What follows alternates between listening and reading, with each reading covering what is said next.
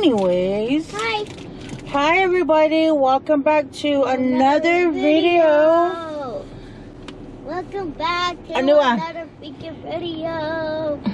You need to stop saying that. Anna's not gonna like it. Just kidding. So welcome back to another video. It happened off the res. I'm driving right now, and I wanted to continue my story for why I went to prison part 2. So I get to the jail. I mean, not jail, I'm sorry. I get to JAIL. I sit down and I'm completely sober. Yes, I have been drinking at night, but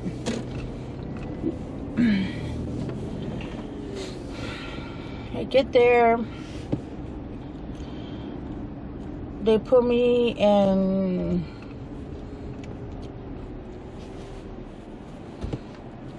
and I sit down, I wait, and then making sure I don't have anything. So I get there, I sit inside of a cage. There's one for the guys, there's like, it's bigger, and then there's one smaller.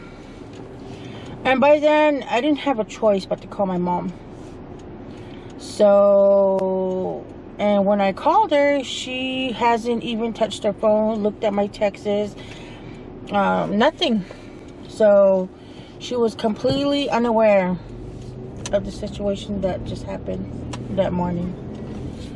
And she answers my call. She accepts the collect call that I make. And I talk to her, and I'm crying, not too much, because when you cry you can't really hear anybody when they're crying. It's kind of hard, but I didn't know that at the time. But I was like trying to keep it together, you know, keep my composure together. So I tell her, and she just lost for words. My mom didn't know what to say. And then I tell her, don't tell nobody. Obviously that didn't happen. I mean, of course my mom didn't tell anybody, but eventually the word got out, and everybody was twisting it around and making it like I murdered somebody or something. And I was just like, what are these? What, these us Navajos don't have nothing better to do? Like, oh my God, come on, get real. So anyways, kind of make it simple, not too simple, but just enough where you guys understand and know. So I call my mom, I tell her, and I don't remember if it was on a Tuesday or a weekday, basically. And I had to wait until a Monday to go to court, get to court. Oh, my paperwork, when you get booked in, they give you paperwork, and I was like charged for attempted murder, 3 counts of tampering with evidence. I think those are the only 4 charges I had, and they're all what do you call them, felony they're all felonies. So I was just sitting there, I'm just like, my mind is blown and I'm freaking out, but I'm like, no, this can't be happening. But it was true, very much true. I saw you again, fly. So go to court, go to magistrate court. They give me all that paperwork, get my wristband, and then they put me in. Oh, then they take me. I don't know if you guys ever been to jail or anything. So I get my things. You get a fitted sheet, a flat sheet, a fire blanket, a mattress. And those mattresses are like freaking, they're like, they look this thick, but they're actually like patted all the way down like a pancake. And it's like not even, and I just had to follow whatever everybody had to do. Like, I kind of like wake up at 6 for roll call, and then again at 2, and then again at 10 at night. And then when you get up, you either get coffee or milk. Mom, I'm done. Okay, watching my phone there. I have to get used to the rules. I have to follow orders. And there was like a few girls in C4, and then after you get cleared for 24 hours, making sure nobody knows what you did, I guess, or something. I don't know. And making sure that you weren't on the radio, because a lot of girls, they listen to the radio and the news. And if they hear anything like child abuse or anything like that, they'll beat your ass up in there. I seen it with my own eyes, and I was just standing there. I was like, what? So after you get cleared, you go to C5, and that's like a big old area. Some of you guys probably know what, I guess it's like, they call it population. I guess all JAILs are different, and compared to prisons are more lenient, a little lenient, and you get to be outside, so you don't do nothing when you're there. A lot of people just sleep. A lot of people just, they do what you just sit there and you just think about the consequences that you made.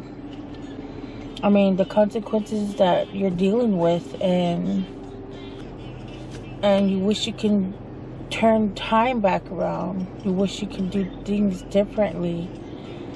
But at the same time, you know, you got to learn from your lesson. You got to learn from what you did, learn from what happened, learn from your mistakes. So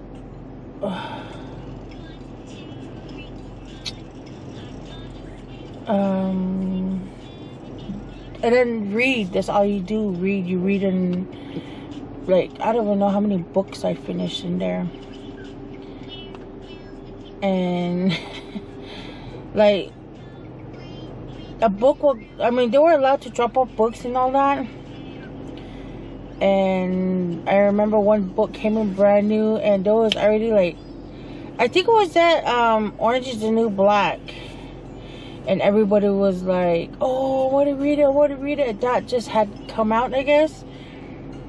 And they were like really crazy over that book. And I read the little info about it, and I was like, why do you want to read this while you're here? It's like ridiculous. It's like funny. It's like not cool. I wouldn't. And then they were like, oh, it's your turn. I was like, I didn't sign up for it. I signed up for the, I think it was Anne Rice was like one of the books I read a lot when I was in there. And some true crimes. And I like to watch true crimes or read about true crimes and things like that. So that's all I've read when I was in there, and everybody was reading and wanting that book, Orange is the New Black. I'm all like, the hell's wrong with you guys? Just kidding. But it was really like weird. But after that, you know, you just had to follow the rules, and it was hard because, be careful, don't drink too much, babe. There was no activities, nothing, just stuck in a big old gym, basically. It looks like a gym. And people walk, or they sit, they play spades. I know how to play spades now. But I had some friends that I spent time with in there, and they were just like, I was in there for a while, so they come, or they leave, and then they come back. I'm like, dude, why would you want to come back to this place? And some people, like, they just want to come back because there's a roof over their head. They get to shower, they get to, you know, I like these females that just run around on the street, and I'm just like, why do you guys want to come back here? If I got a chance to get out, I wouldn't even try to come back, like, or try to break a rule, or whatever you guys are doing. It's just ridiculous. Anyways, it was just like, but yeah, basically what I'm trying to say is, a couple of girls who I got really close with, they went in and they got out, or they were in, they went in, they got out, they came back in, they got out, and they would just constantly do it, constantly stick to that routine.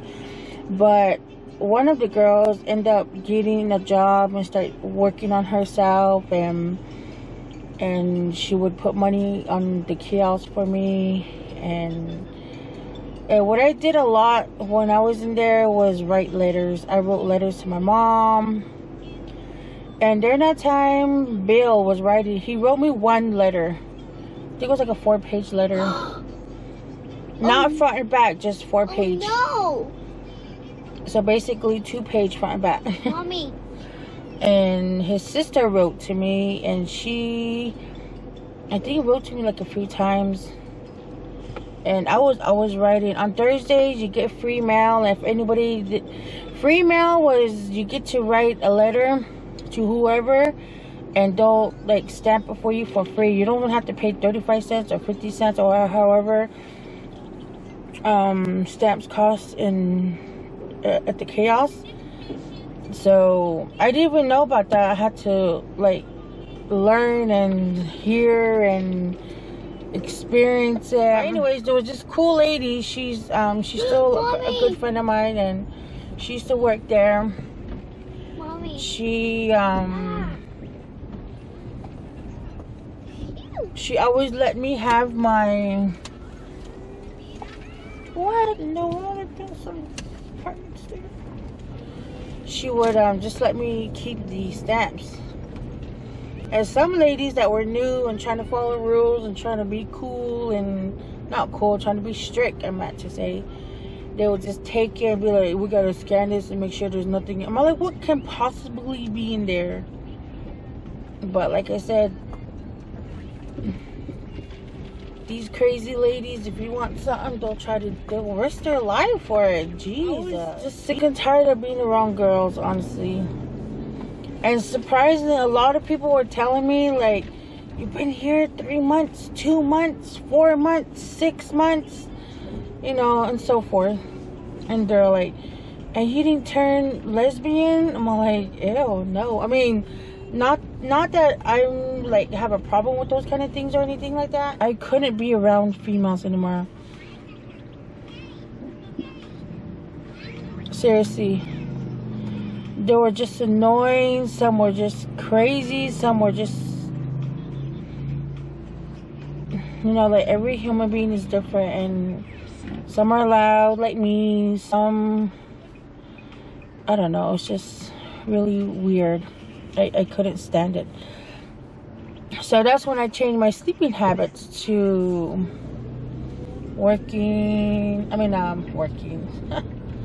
sleeping at night. I'm sorry. I beg your pardon. Sleeping during the day, all day. Wake up only for breakfast and lunch. Or I'm sorry, lunch and dinner. Thank you, Mom. So, I got tired of being around them, and I didn't know. Yeah, so I took myself away from them because I couldn't take it anymore. I couldn't stand them anymore.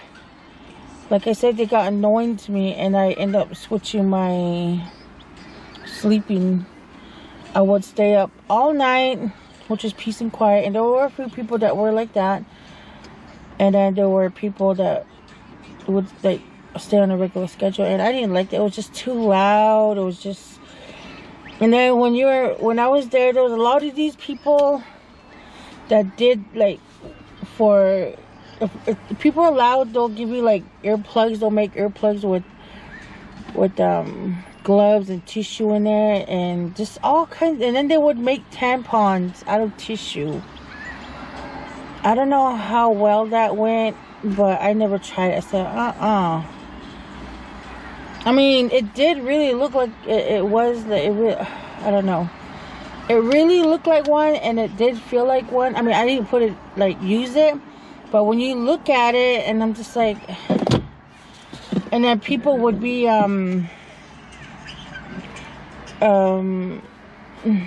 making them and selling them, and oh, and then they also made like little hair curlers, like you roll up your hair in it, and then you just like kind of like those old how you perm your hair, and then they'll just put on like their white t-shirt or just cover it like cover it, and then the next day they will take it off and their hair will be like super like curly Sue, and just a lot of contraband. That's what they called it. And then like with toothpaste, I mean, then there's no makeup allowed, but colored pencil, you use it as your eyebrows or eyeliner, eyeshadow. So excited to go. And then hold on, just a minute, babe, just real quick. And then for mascara, they would use toothpaste with black ink. They will take out the ink and put it inside the toothpaste, and I'm like, what? I'm like, how did you get makeup in there? And they're like, oh, it's not makeup. Oh, okay, there's a bench that just opened up. We can go over there. They would put ink, Bic ink. Take out the ink, blow it into the toothpaste, and squeeze it around. And the toothpaste was like probably like 4 inches. Tube was one inch wide, and the toothpaste was clear, so that's why they added the black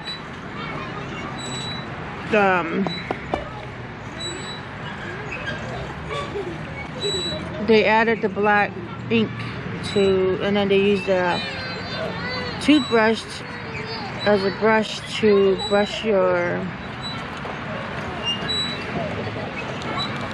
eyelash out. I think it took about, less than a week for Bill to write me, and I wasn't expecting, you know, just because of the report he gave to the police or the detective. So I thought pretty much, you know, we're done, you know, everything's like done and over with. But I did write him every single day. I wrote, I think, like 1 or 2 pages, and finally was able to send it to him, and then he wrote back. And at the time he was working at Walmart in Gallup. I think it was the west side, east side, east Walmart, the old Walmart. And I remember he told me that he got a sick leave from work, that he's there if I need him. What can they bring for me? Mutton sandwich, some clothes, pencil, pens. But yeah, he wrote to me. He said he still loves me, and we can work this out. We can get through it. I mean, I held on to that letter for the longest, and I kept rereading it because I had hope for us. But before all that went down, he had cheated on me, like I told you. And then he also, he was still cheating. Basically what I was trying to say is, every time I went to court, he would be there.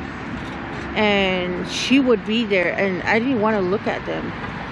I know when I would walk in, they'll be on the left side or they'll be on the right side. I think they were mainly on the left side. I would walk in all shackled up and everything, and I would see him, and I wouldn't do eye contact, or I wouldn't look up trying to look at him, nothing. I was just like, you know, he's going with this all the way, so I gotta try to fight it, but I couldn't, you know. Now that, like I said in the last video, I should have thought about it. Like, if you actually stab a person and take the knife back out, you would like bleed to death, or it would be more serious. There's like arraignment, pre-arraignment, arraignment, or I don't know how all that category goes. I don't remember during the time I did. Well, I didn't at the time, but they were telling me you have to go do this, and then you have to have another court for this and this and this and this. Then I think until I was 6 months I was there, they finally did my sentencing. And like I was like so depressed to the point where I was losing weight. I lost like 40 pounds off the bat. Because I remember when I went in, I was wearing like a 3X, and one specific scrub had to fit me, and they would always say that for me on laundry days, which was Thursdays. Like I was so big that they had to save me that for me to wear, because like all the 2X and 3X, they weren't big enough, and it was just the scrubs were blue. But yeah, finally I got my sentencing, but I got time served.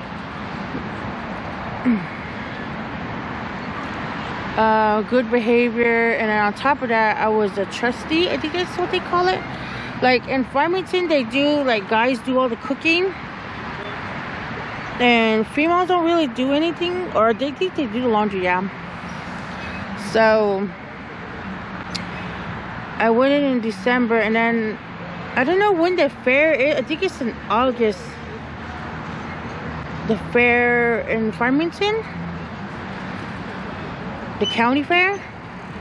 So I got hired. Well, they didn't hire me. They just said, you know, they're all like calling out our names. They're like, if we call your name, come over here and you get your pass or out, or let us know if you want you want it or not. And I was like, want what? And then, because I wasn't paying attention, everything they were doing, every time they announced anything, it was just about other people, because I kept myself out of trouble in there.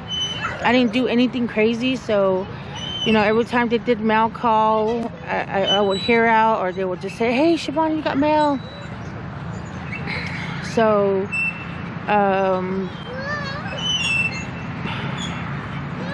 they called me, and I went there. I went to the CEO, and then they're like, oh yeah, you're gonna be working. I was like, working? I was like, really?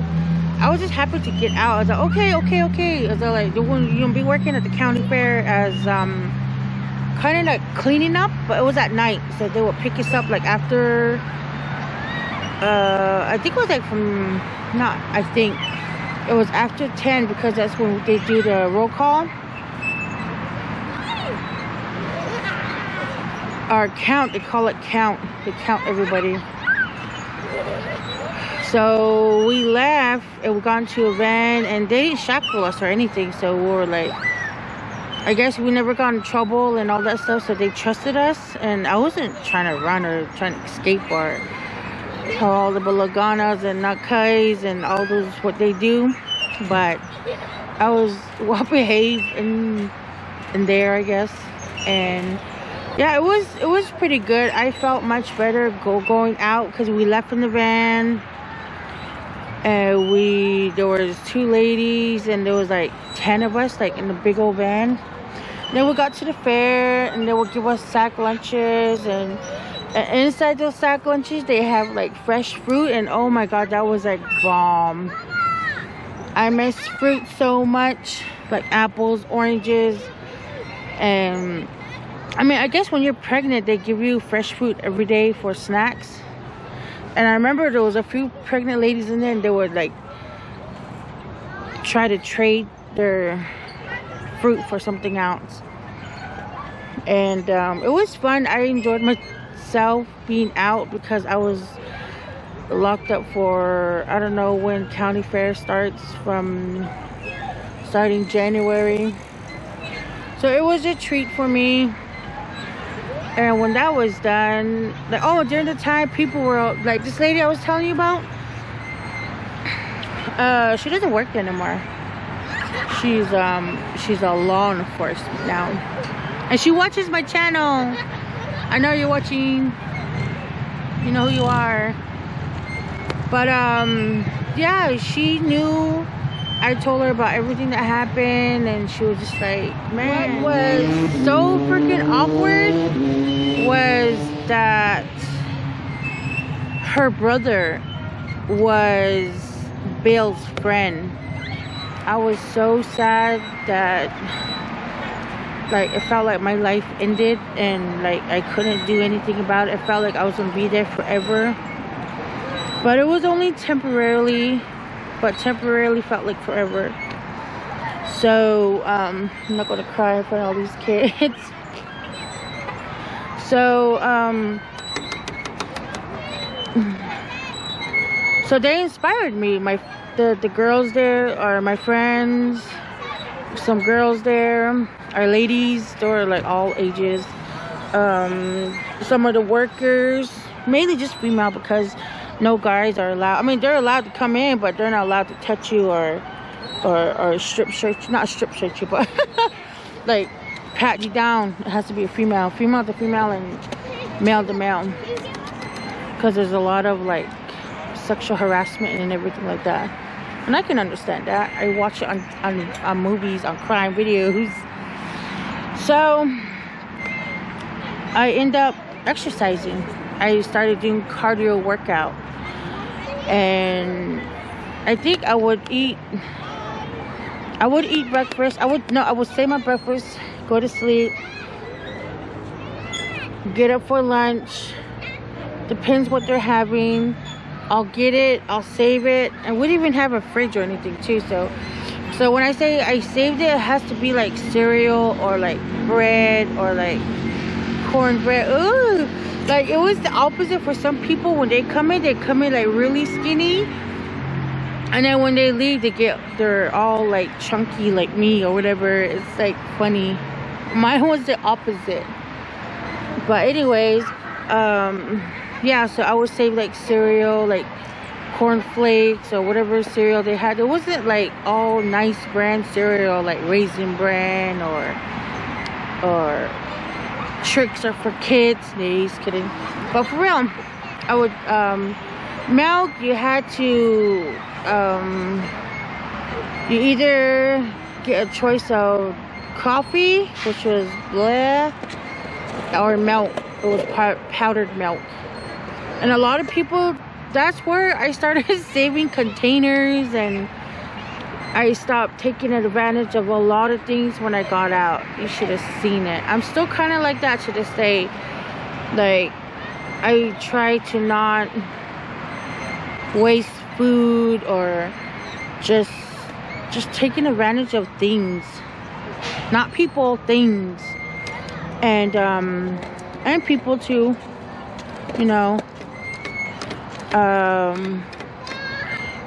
Like bottles, like soda bottles, they'll finish it, they'll wash it out, and then they'll start using it as a water bottle, or they'll put coffee in it in the morning and save it for later, and they'll add their own instant coffee. The water wasn't hot there, it was just barely warm. Well, it was barely hot. They would put milk in there, and they would just put it under the bed because it's concrete. Just a lot of things that you have to learn how to survive in jail. Hey, isn't that? But it was pretty hard. There was a tier 1 and 2, 1 and 2, one downstairs, one on top, and then there was a section for where the QCs or PC, private custody or protected custody or something like that, where, you know, if they find out that you were abusing kids and they want to hurt you, and they will, like I said earlier in this video, that they will beat you up and do whatever they can because they really care about kids. Protected service, I forgot what it was called. I thought I had it in my head, but there was a section for that, and you could walk by, but it was like 10 feet away. There was a white yellow line, or white, and somebody's over there trying to talk to them. They'll say in the intercom, "Get away from the white line," or some of that. It's funny. And some people won't even listen. Oh, jeez. My routine was, like, I really got into it too. Like, I don't know what it is. Maybe because I had nothing to do. Maybe because I was locked up. I don't know. But that's when like I said, I lost like 40 pounds from being depressed and all that. People were noticing, they were giving me good feedbacks, and so I started working out. I started doing just like leg lifts and bike riding, or laying on your back and doing like pulling the rope,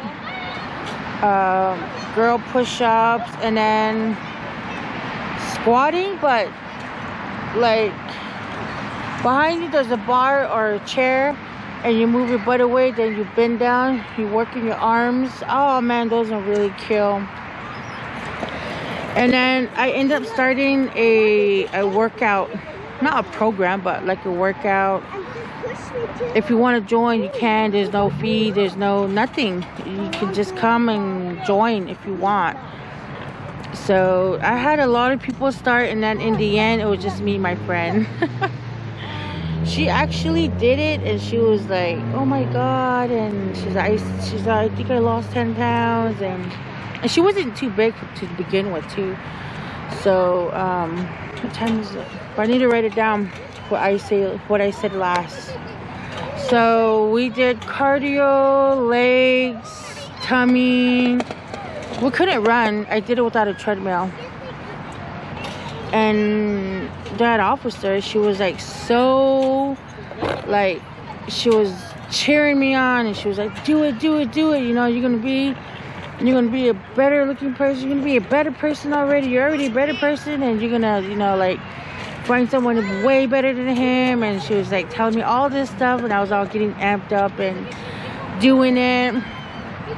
So I just kept working every single day. I think I worked out 6 days a week, because on Sundays, Mondays, or Thursdays I would take a break, and I would drink a soda, a bottle. So I wasn't drinking soda every single day. I would have one, how much are they, like 20 ounce? 1 20-ounce a week, like literally, for real. I would buy like 7, and that would last me 7 weeks. Sometimes I would have to trade for some noodles or whatever. But anyways, I would have I would watch my Broncos. I'm a Broncos fan, die hard, real bad.